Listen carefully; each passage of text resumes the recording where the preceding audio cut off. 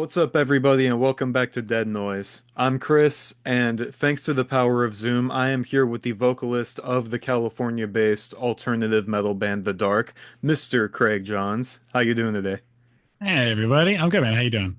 So far, so good. I'm really excited to talk about this EP. Your guys' self-titled EP drops tomorrow. By the time this interview comes out, it'll probably be about a week into the release. So, at the 11th hour of the release, how excited are you for people to hear this EP? Oh, I am so excited. I mean, it's cool. I mean, it's largely out. We've put out 4 out of the 5 songs that are on it. Hmm. But the last song that is coming out is like one of my favorites. I love that one, so I'm really excited for that to be out. Just I want to check it out. But yeah, man, it's been really fun to roll it out so far, and I'm stoked that it's like finally happening. It felt like so far away for so long, and now we're like, oh shit, EP comes out tonight. Like that's crazy. So yeah. Like you said, a lot of the singles are already out and they've had a pretty good reaction so far from what I've seen. But with that one closing track still kept under lock and key, how do you think fans are going to react to that song? I think they're gonna like it.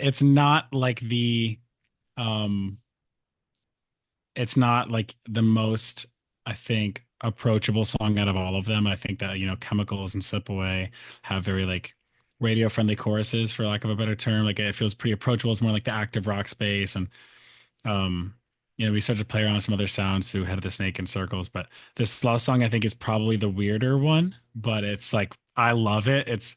It's one that I wrote a lot of the instrumentals, so it's going to be a bit weirder. Alan is such like a good, huge, like radio friendly, like really intelligent rock writer, and I tend to be like, what if this was missing a beat here, and what if the breakdown was in 15/16 or so, or whatever it is? Like it's just like it's all strange.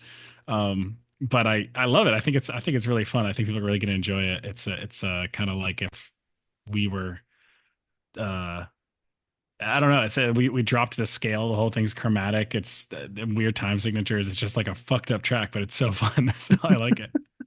Like you said, it's kind of all over the place as far as like musical structure goes. And Mhm. as a guy who grew up listening to Rush and like prog metal and stuff like that, I love it. I think that's really cool. Yeah, Um, now when it's it a very comes, like Meshuggah style yes, riff that's in it, where you're like not really sure how it's looping or when it's gonna repeat, or like you kind of.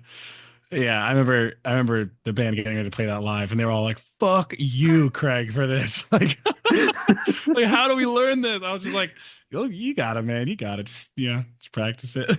practice makes perfect, right? Yeah, and now they're fucking rock solid, But yeah, it was fun to bring to the table at that riff in particular. Everyone's like, "What are you talking about?" It's like, "Yeah, dude." See, I love when music like keeps the listener on their toes like that because with singles, just because of the structure of them and having them accessible for radio, I feel like sometimes it can be a bit predictable for the listener. As great as the song is, like that's not a diss at all. But like Oh, totally. when the song keeps you on your toes and it's like, whoa, I was not expecting that. I think that's Hmm. amazing.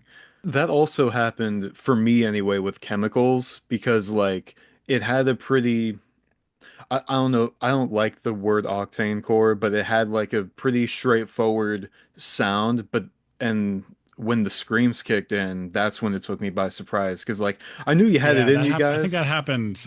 I think that happened to a lot of people that heard it. Didn't expect that with just where the song was going, which is funny because we obviously that wasn't our first song we wrote, and it wasn't my first time putting screaming in a breakdown or anything like that. But like for the world, that was our first song we put out. And everyone's saying like, okay, cool. So it's got these kind of like sexy, quiet little verses and a big rock chorus. Cool, cool. I get it. I get it. I get it. And the breakdown came out. Everyone's like, oh, what the fuck? Who's that? And I was like, oh, it's Literally. me. And they're like, that's you doing that? I was like, yeah. I mean, yeah, of course. And there's like, I didn't expect that. And it's so funny because I was like, yeah, I guess from your perspective, I can see why you would be like, holy shit, right there. But to me, I was like, well, of course that's what happens. That's what we do. But no one knew that yet. So it was a fun thing watching everyone be surprised at something that I took so for granted at this point in our writing process already. We'd done so many songs like that, and I was like, oh shit, you guys like that, huh? Okay, I could do some more of that.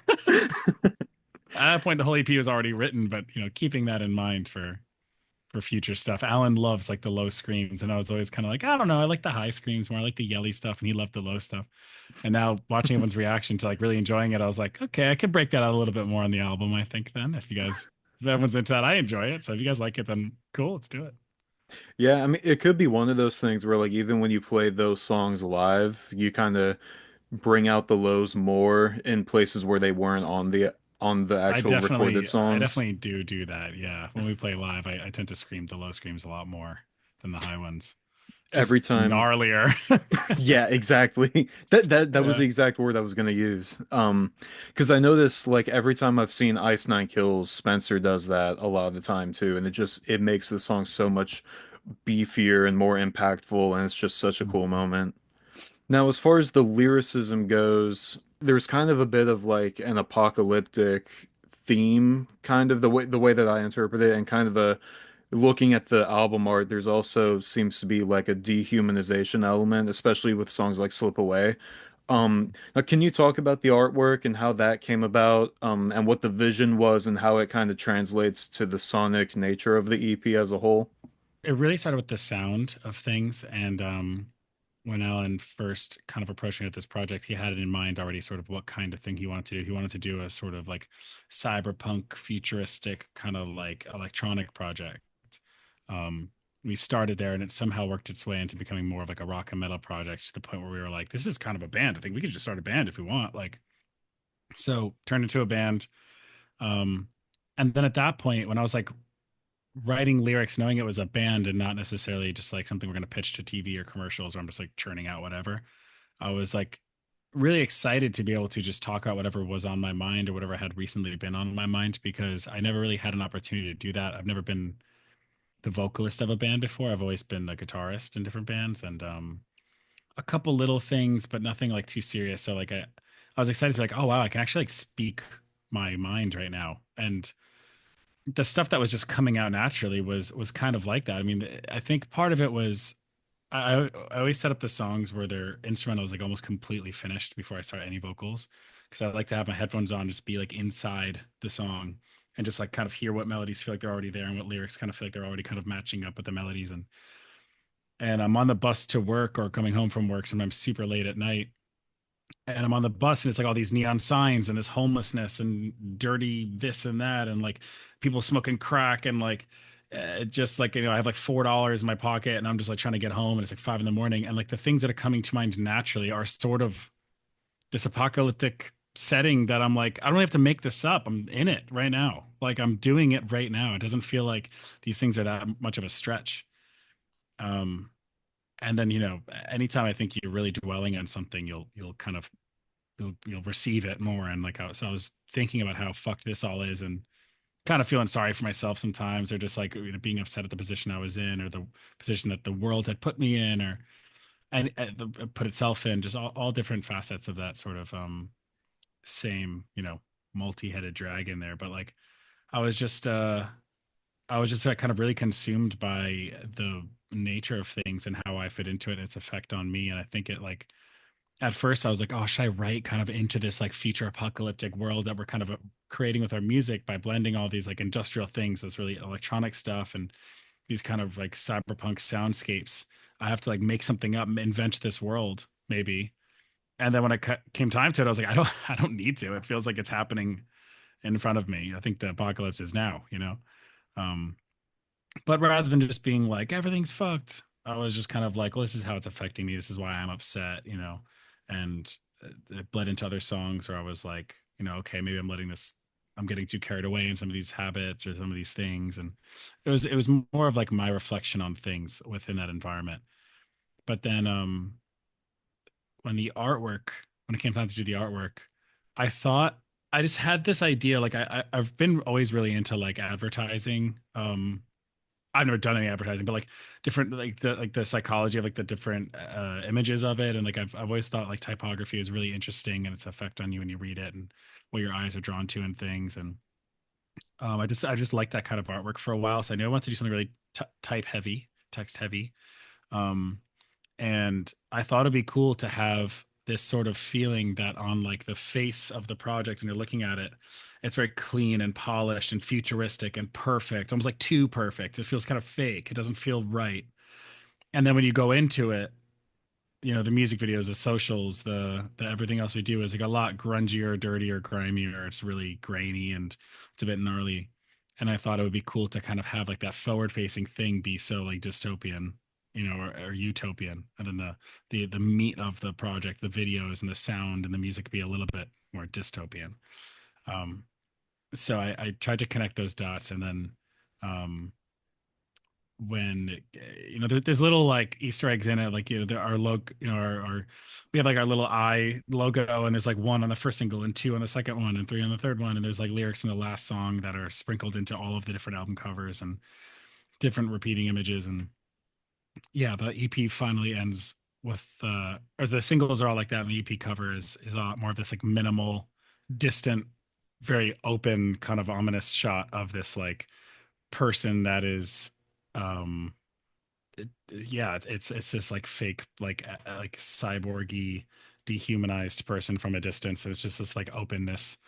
And interpret that how you want, but I also think it was just kind of cool when you hear the band and then you see this kind of like gray silver teal album cover, and you're maybe not expecting it to sound the way it sounds, but I think when you listen to it, looking at it, it actually sounds really cool. I really like the way that it makes the music sound rather than be all dark and grungy and moshy all the time. It has a very there's something about it that kind of would make me think of like, I don't know, Blade Runner or like iRobot, or some kind of sci-fi thing. Right? Like, I just think it.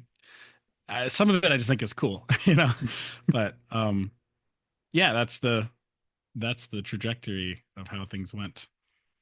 I'm really glad you mentioned number one, the Easter eggs within the single artworks and everything, like with the logo, because that reminds me a lot of Iron Maiden and like their old covers, and they had that watermark type of logo in all their album covers from Mhm. like the beginning to I want to say the mid 90s. Because like the visuals are such an important thing for a band, whether it's social media or the art of the covers or the singles. But I feel like I see this all the time on social media. People talk about like how album art isn't what it used to be, but like to hear you talk about like the little details and the intention behind it, Oh I've yeah, dude, I care so much. yeah, Yeah. exactly. Yeah, I mean, there's like, if you really zoom into these things too, like, there's like these like screen textures that are laid over them. So like it looks gently like, you're like, oh, this is what this is. And you look and you're like, oh, is it? Or is it like the depiction of that? That when you look into it, you're like, it's not actually that. It's like everything's going through this like tight LED screen, and there's like little distortions and things. Like I wanted, I really take my time to make sure that like whatever I'm doing has purpose and is intentional, is something I really like. Like I like the idea of just like throwing art and being like, oh, that works. Pick one from an artist that just is selling them. Like that one's cool. But it's like, I don't know. I think you totally can. Obviously, people do, and it's fine. But I don't know. I'm here doing this stuff because I fucking love it. I really care about it, So like, yeah, I take the time. Maybe too much time. Sometimes it feels neurotic, and my band would tell you that for sure. Um, that can be a pretty OCD about some of these things, but I literally enjoy that. Yeah.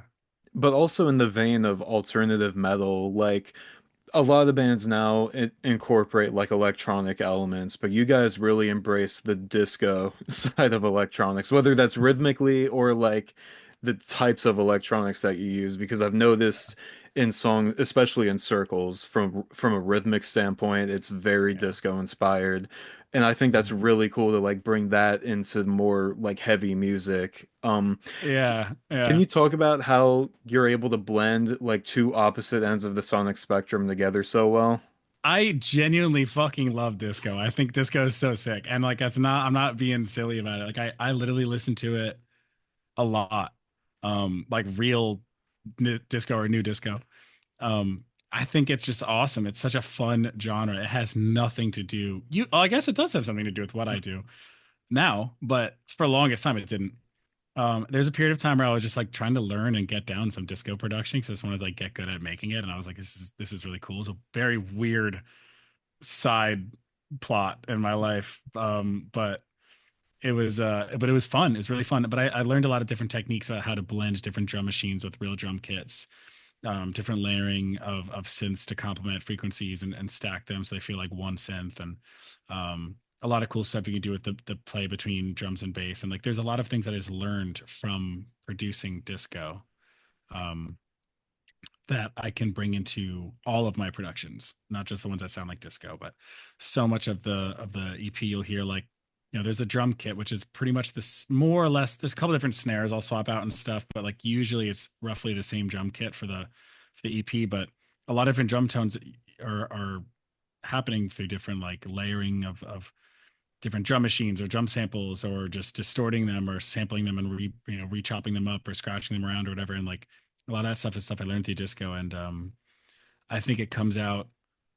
I think it comes through. I think you can kind of hear that it's not just like adding a dubstep sound to a breakdown. It's a lot more than that. Like the song is as electronic as it is a rock song. It's not like one featuring another. They really feel like they're playing together. They're very intertwined. It's like it's part of the drum kit, it's part of the guitars, it's part of the synths. It's not like one thing is just tacked onto another thing. Um, with Circles, Alan had sent me that riff. I was like, and it was like there's already a four to the floor part. Um, it took so many different versions or so many different shapes over the since it sent to me. I don't remember. Maybe it was originally all four to the floor, but it already had that. But it definitely felt more industrial than disco. It felt like a Ramstein kind of like just big four to the floor like industrial part. Um, but something about it, it kind of felt like it is looping in circles or something. It's that riff felt almost like a little hypnotizing, and hence the name. And then I wrote around the name a little bit, but it I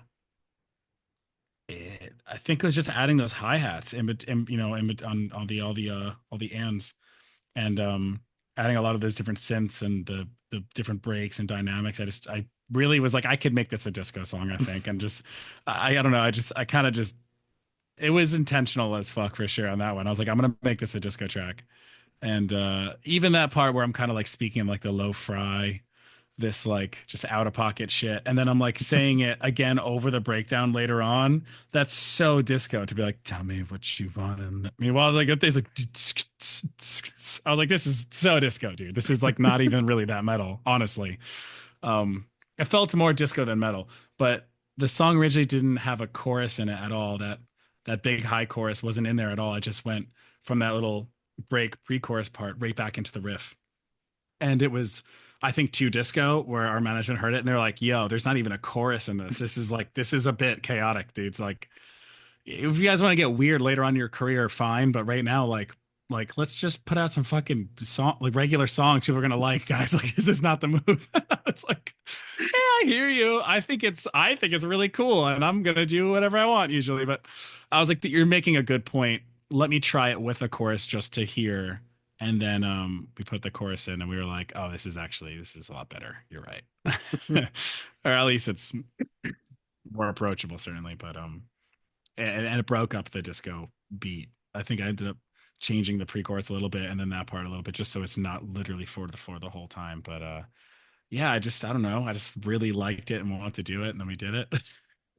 I really like what you said about having it equal parts rock and equal parts disco, not like one genre with parts of another. It's like Yeah. 50-50. There's another band out of New York. They actually call themselves disco metal. They're called Makes My Blood Dance. They're really, really interesting, and it's not as 50-50 as like what you're doing, but it seems like similarly inspired, and I just think that's a really cool thing because it's not something that's like traditionally heard on the radio, but it works so well. So to see your Mhm. band like have a lot of notoriety with this introductory EP is awesome because hopefully it like opens the door to have more bands with a similar sound, if that makes sense. Yeah, totally. And I think it originally came from the idea of like we are a new band and we have nothing out so far, and so no one's going to be upset at anything we do. They might not like it, but no one's going to be upset about anything. And we can just this constant reminder of like we can do whatever we want. We still can do whatever we want. And honestly, we probably will just continue to do whatever we want. It's not really my personality to be like, let's just do what the people say we should do or whatever. Um, but like I was like, if we want to do something, if we want to get really creative and just do something weird, we'll just do it. And if the song ends up not being that good, we just won't put it out. But like, we've written dozens of songs that never made the EP. But like, I think it's at any point with any of our songs, you can just like mute all of the rock elements and listen to the electronic stuff, and there's still a song, and then vice versa.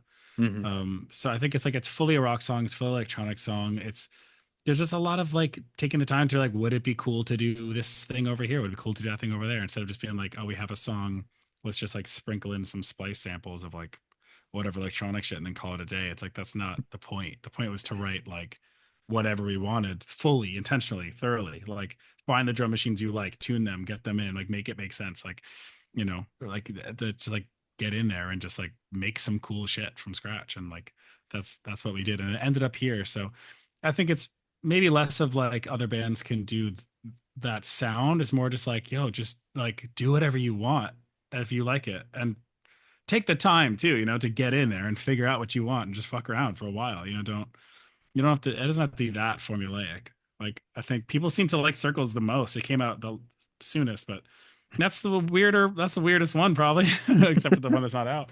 So just I don't Yeah. know, just do whatever you want. Yeah, that's a really good way to put it, and a really good attitude for any up and coming or established musician to have. Yeah, Circles is so good. I think Thanks. from a musical perspective, I'm a chronically indecisive fan of music, but like from a musical standpoint, I think Head of the Snake might be my favorite. Hmm. Um, from a lyrical standpoint, I gotta have a few more listens, but I love Slip Away. Yeah, that one's fun. But like they're all bangers. Like there's not a weak Thanks, song dude. on the EP, so Oh, it's I kind of really hard to appreciate pick. that. That's so nice. Thanks, man. We tried to only put the ones we liked on there, so I'm glad. Well, also to the point of just making cool shit from scratch, you also direct and produce your guys' music videos. So, how does it feel to have total creative control from a visual perspective as well? Like, how, because obviously, like we said, aesthetic is really important for a band, especially a new band, to like establish an identity and a following. So, to kind of be able to build that yourself from the ground up, what's that like for you? Oh, it's kind of a lot to unpack, actually. I don't know. It's a lot of work. I think that I've got who told me when I was younger, but they were like, you either have money or you have time. Um, and we are a new band, and our reasonably and fairly so our budgets are at $100,000 for a music video. They're rather small, so we we hit up a couple directors when we first went to do a music video, and they were kind of like, bro, I'm not even touching that budget. Like, no, I can't do anything for that. That's how much it would cost just to do stuff. And so I thought about it and I was like, okay, well, if that's what it costs to do it. And then they want to get paid on top of it, and the producer wants to get paid on top of it. And fair, it's a lot of work. I was like, well, if I do the work, I won't pay myself. I'll just spend the money on this stuff just like they would have. And then hopefully we have the same video. And we can get, a $10,000 video done for five, or whatever the numbers were. Um, so originally it was more of just like necessity, but it wasn't blind. Like I had kind of done that sort of stuff before with other bands, and I think I have a pretty good eye for that sort of stuff. And I was like, okay, I think I can do it, and whatever I don't know, I'll just ask for help from someone who knows. And the first one was a ton of work, but we had a production company handle like the actual film crew, hiring them and getting insurance and things. So that was a bit easier.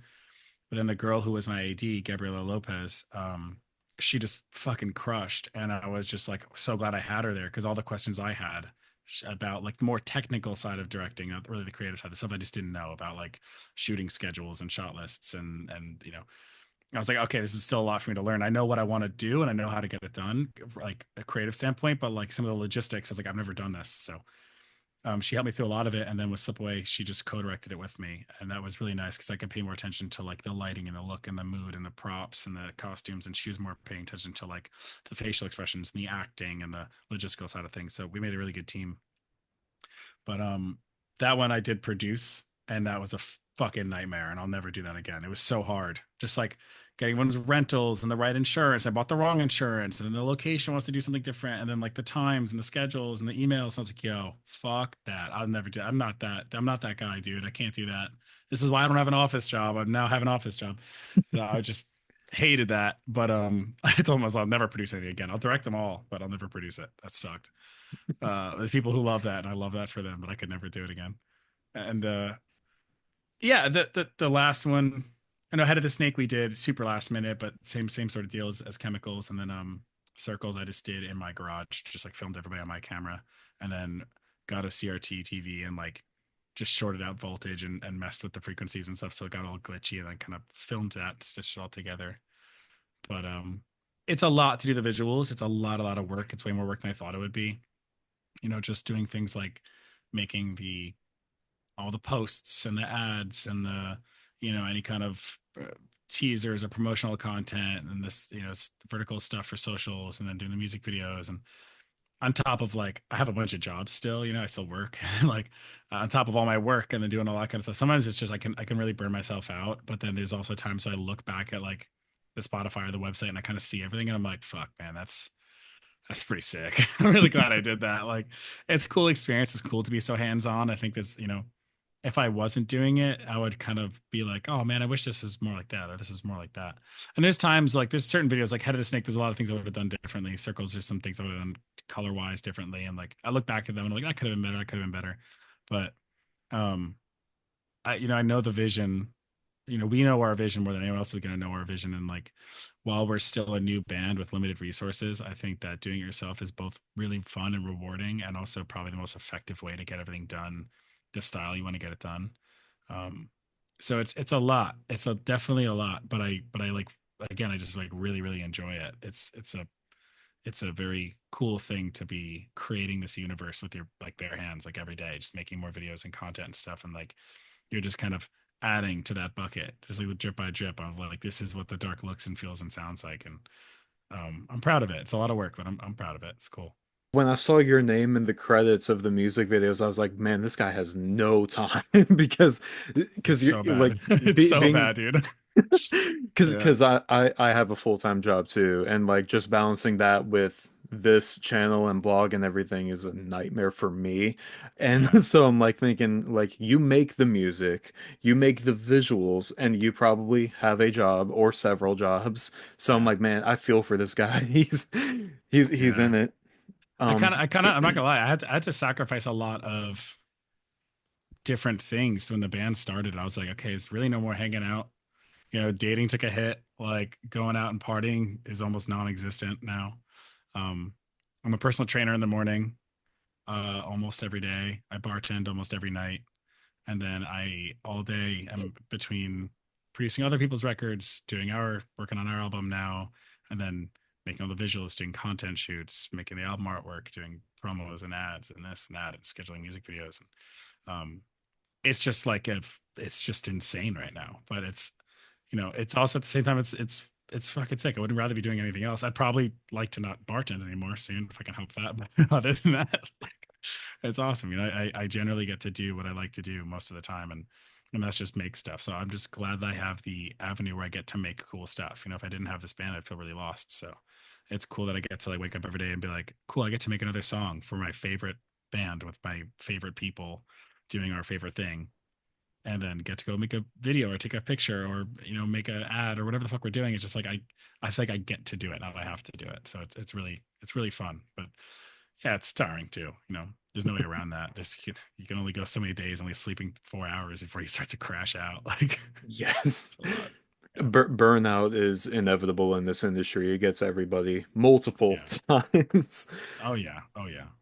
But I also like what you said about like looking back at the videos, like you can see things that you would have done differently from like a color perspective or just in general. Because as a photographer myself, like I go down the rabbit hole of constantly retweaking old pictures. I'm like, bro, just leave Hmm. it alone. Because like Hmm. also when you think of it, it's like also kind of cool to notice those mistakes because it's like a place in time, basically. Hmm. So Yeah. like so when the next music video comes, like you'll kind of have a better idea of what to do or how to do it. So it's Hmm. kind of cool to like see the journey like both musically and visually. Hmm. Yeah. Yeah, definitely. I also it's pretty clear lessons too, like what I learned from like Chemicals was so spot on to what I wanted. Just so spot on. The colors, the mood, the atmosphere. Like that was what I pictured in my head when we were writing the EP. Was this like the kind of shit we were going to all the time? Just like these like after hours, kind of late night, kind of warehousey shows, and um, I spent a lot of time in LA going to that kind of shit. Not necessarily listening to metal when I got there, but like just that was the sort of environment that I was like, oh, dream show is not some big arena. It's some shit like this. This is my favorite shit. Like this would be so cool. Um, so the first music video, I wanted to people to just place the band in where I think it culturally belonged. Like this is how I want you guys to look at this. This is how I feel when I write it. So I want you guys to. I don't want you have to make up your own mind. I want to just tell you like this is the vibe. And then Slip Away, we got to do something a little bit more. That was the first time we were like, pitching for try to get on the radio, try to get in some playlists. And we're like, okay, maybe we do something that when people look up the song feels a bit more like this like kind of strong, approachable, like kind of more classic music video that someone that's just heard it, maybe Shazammed it, they look it up, they go, "This is cool. This makes sense." So I tried to do something a bit more down the center for that, and there's a lot of symbolism and stuff in that with these girls in this cage, and it's like the emotion being trapped inside it, and they're fighting with themselves. They realize it's themselves at one point, and then they turn back into one person, and it's just covered in symbolism, and it's so fun. Um, that was pretty spot on as well. But then Head of the Snake was really, really rushed. Like we from the day they were like, we're gonna let you guys do one more music video because we weren't originally planned on doing a third one. It was like 5 days to the day we shot it, and then the next day we went off and played our show. So we were like rehearsing like before the video, and it was just so chaotic that it didn't get the time it deserved. And then I remember showing up to set like with and being like, oh, this is no one's fault. They did great. They did exactly what they were asked to do. But I was like, this isn't what I really pictured it too much. And I was kind of like a bit bummed. I was like, this is gonna be hard to light the way that I wanted to light it. The ceilings are too high. This place feels kind of empty. Everything's kind of far away from each other. We didn't have the budget to do like the proper like prop design I wanted to. So it felt like a very like scaled back version of the synopsis I sent over. And I was like, dang, okay. All right. So the whole idea of like your money goes a lot farther if you just do it is both true, but also like even with some of the most talented people, like the same guys that shot the chemicals video and they crushed that. I'm not saying they did a bad job, but just like sometimes if you have a particular vision and you're as neurotic as I am, like you kind of have to be hands on. Otherwise, you're gonna be bummed if your vision isn't there. So like I just felt a bit bummed at that one. And then circles, I really like. I liked how teal and orange the other ones were. Like that this greenish teal and orange, and I just let the TV glitch out however it glitched out, and then I just kind of like saturated it and put it out. And afterwards, I was like, oh, I should have made all the blues that same teal. Fuck, that would have been so much more cohesive. Why didn't I do that? And I was like, can I take it down and replace it? I want to fix it. But I was like, no, you can't do that. I was like, shit. All right. So there's little things that are just like it's I kind of learned my lessons. Okay, make sure kind of just double check your work before you show up on set. I learned to kind of like if you're cohesivity. I don't know what that word is. Cohesiveness is important to you. Like maybe have like a reference and kind of check your work against the reference every time before you put something out, which we do with music. You listen to the album through to hear if any songs jump out as weird. And I was just like, I should have done that with the circles video. So there's little things I'm learning as a art director of sorts in this project. I'm like, okay, write that down. Write that down. That's good to remember. Yeah, I won't make that mistake again. Um, Oh, dude, I know that feeling entirely. I went to film school and I had issues like that all the time. Even with interviews and stuff I do, like with this work, whether it's like filming people shows or just doing interviews and talking to people, I'm like, oh, I could have worded that better, or I could have shot this better, or stuff like mhm. that. So I completely understand what that's like. And I'm also kind of neurotic. Maybe not to that level, but I have my tendencies. Mhm. So yeah, that's completely understandable. Yeah, yeah. But on the live front, I can definitely there's a bunch of venues where I'm at in Eastern North Carolina, like smaller venues I would love to see you guys at, but you guys have some pretty gigantic shows this summer because you're on all three dates of the return of Vans Warped Tour. Number one, how surreal is that for you? Like just as a band, and a new band, Yeah.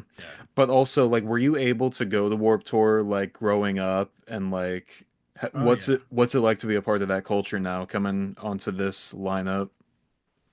It is an absolute dream come true. And I've I've ranted a little bit before about like how I think that people are being a little ungrateful with like the bands coming out, like the fans in the comments and stuff. And I know that might come off as like I'm just being salty because everyone's so mean to us, but like everybody, they're being mean to everybody, dude. And I Yeah. was just like, it's not when we were young. It's not a legacy return reunion. It's Warped Tour is back. Warped Tour is what's coming back, not like the bands.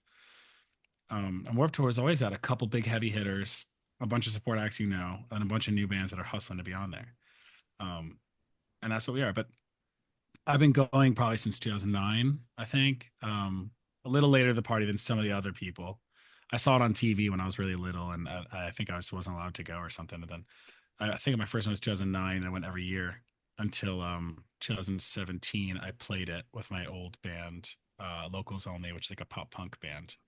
Um, I was in a bunch of like really heavy Slipknotty type of bands, and one of them broke up, and one of the other kids that was in it, that was like my best friend, was just like, I have these pop punk songs, we could try that, and I was like, I'll do whatever, man, fuck it. This band just broke up, like I'll just want to jam still, so we'll just jam, and it like instantly turned into a band faster than we even could like calibrate. And then suddenly I was in a pop punk band. I was like, how the fuck did I end up here? But it was really fun. Just like it's bizarre, but it's fun. And we ended up doing Warped Tour 2017. But like, I mean, hustled. Like we were doing the catering program. So like I would make coffee for all the bands, and he would do like salads for all the bands at lunch. The bassist was doing, I think, something at dinner service. Like we were all basically working in the kitchen for free in exchange to play the Full Sail stage. So we were in a 93 Ford Explorer, I think, with like leather seats and no air conditioning. And all we had was a backpack of our clothes. And Band Movements was nice enough to take all our gear in their trailer. Because we made friends with them before we went out on the tour. And we sold CDs on the line and just like waited, extra late to get any extra food from catering after everyone got their food, just get the scraps just to like stay fed. And we were absolutely hustling and just trying to play shows, and it helped the band take off. And then it helped us. I made all the friends that I made on that tour. I still have most of them now, and those friends introduced to new friends, and then new friends, and moved to LA, and those met new friends, and then I ended up in the band I'm in because of it. So like it was super worth it. But I mean, it was a hell of a grind. It was also the most fun I've ever had in my entire life. It was just so great. And then we did the next year, 2018, we did a couple dates on the Northeast leg of it. And then, that was the last one. So when I heard that Warped was coming back and they asked us to play, I was like, oh, fuck yeah, dude, let's go. This is so sick. We don't have to do I wish it was like a 3 month van tour. I know how brutal it is. I get it. Like, I really do. I've never done it in a bus or even in a bandwagon or even with a driver or even with air conditioning. I've only done it the hardest way you could do it. But I would do it again like that tomorrow. No questions asked. I had so much fun. Like playing outside with all your best friends every single day to pumped fucking fans, making a new friends. There's this thing about Warped Tour, which like, again, not to come back to these angry fans, like there's this thing about Warped Tour where like, no matter the biggest band, the smallest band, everyone is friends with each other. Everyone's cool with each other. You can walk up to any person and just say hi and just hang out. And everyone does, and everyone becomes friends. So it really is such a friendly and incredible environment that I was like, they call it daycare for adults, or what is it? Summer camp for adults. Summer camp for Yep. adults, not daycare. Maybe daycare at times. Summer camp for adults. And it's just such a dream come true. But the fact that it's just a 3 weekends makes it really easy for us because you just drive or fly to each show and knock them all out. We're trying to book some tours in between them and trying to figure out what we can do to kind of keep fanning this flame. But there is no words for how excited I am for Warped Tour. It's my favorite thing in the entire world, and I feel so excited that we get to do it. Yeah. Before I let you go, this is my favorite part of every interview. I have a speed round for you. Um, Okay. I I got 5 questions. If you want to elaborate, you're more than welcome to. I'm not too strict with the speed part of this. The first question, the band, artist, or song that made you first want to become a musician. Oh, actually, I think I know what it was. I think it was this solo of November Rain by Guns N' Roses. Oh, wow. Um, I actually kind of have this memory pretty clear, but actually, I don't know if that's true because my parents sent me the other day a video of me playing guitar at like 3 years old, just like hitting strings and yelling and singing. So I guess I was already jamming. But I remember being like, I don't know, like 10 or something, and seeing that scene of Slash soloing with it was a live video, it wasn't a music video, and he was like shirtless with his big gold Les Paul and his fucking hat. And it's like, was like, oh fuck, what the hell? I was like, that's so cool. And I like instantly was like, I'm gonna get good at guitar. I think that's when I took it seriously anyway. So I remember that being like a huge thing where I was like, I want to do that. And then I learned that solo. That was like one of the first things I tried to learn. I was like, I have to learn how to play that. Um, Maybe that. I don't know. that's a solid choice. I was not expecting that. I know. I Um, mean, it doesn't make any sense now in context of things, but at the time, I was just like, "That's so cool." um, the one band or artist that you want to collaborate with the most. One of the bands I want to collaborate with the most is. Oh, actually, I just DM'd him. So, yo, if you're watching this, hit me back. There, I listen to a lot of like electronic and industrial kind of like mid-tempo stuff. I've just gotten really down that rabbit hole recently. There's an artist Toutant that I really like. There's another guy, Limbo Slice that I really like. Such a good name, dude. Such a good name. There's another one. What's the name? Pitchy. There's a bunch, and I was thinking it'd be cool to collaborate with some of these like more like electronic industrial artists because I feel like I'm doing a lot of that stuff in this music, and it would be cool to have someone who's like just a fucking master at that, like contribute, and Hmm. I can just kind of focus on like the songwriting, like the rock part and the melody part around someone who just like does this. I think it'd be really cool. So I think it'd be more fun for me to collaborate with someone who's a master at something I'm learning rather than like someone who also does what I do. I think it'd just be more exciting for me as a learner, you know. I love that. Um, your dream tour lineup. Oh shit. Okay. Deftones, Gojira, us. Damn. Yeah. Your favorite thing to do outside of music. I love to I genuinely love working out so much. Like it is one of my favorite activities I can do. I don't really have time to hang out with people too much these days, so I just try to bring them to the gym with me and work out like with me as like the hangout. I love it. I've been a personal trainer for 12 years. My mom was a personal trainer. I love the act of moving around heavy shit and exerting yourself and just blasting metal in your headphones and just like having a good morning. So I love that. Um all the other things that feeling better, looking better is great, but I just love the activity so Yeah. much.